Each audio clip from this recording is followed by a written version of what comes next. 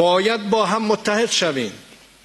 رسول خدا صلی الله علیه و آله و سلم در فتح مکه سخنرانی فرمودند، اعلام نمودند انما المسلمون اخوه، مسلم اخو المسلم و هم ید واحده علی من سوا. عالی جنابان، رژیم صهیونیستی و حامیانش بدانند حمله به دوحه نشانه قدرت نبود، بلکه از سر ناامیدی و استیصال بود.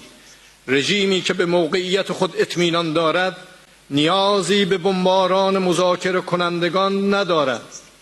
شما از هر خط قرمزی عبور کرده اید، هر منطق قانونی را نادیده گرفته اید، هر اصل رفتار متمدنانه را نقض کرده اید، اما ناخواسته کار مهم دیگری هم کرده اید.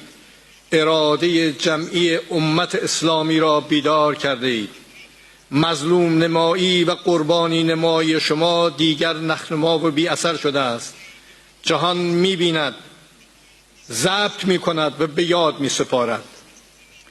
رژیم صهیونیستی علیه حاکمیت کرامت و آینده ما اعلان جنگ کرده است. ما در پاسخ اعلام می کنیم ما مرعوب نخواهیم شد، متفرق نخواهیم شد، ساکت نخواهیم ماند.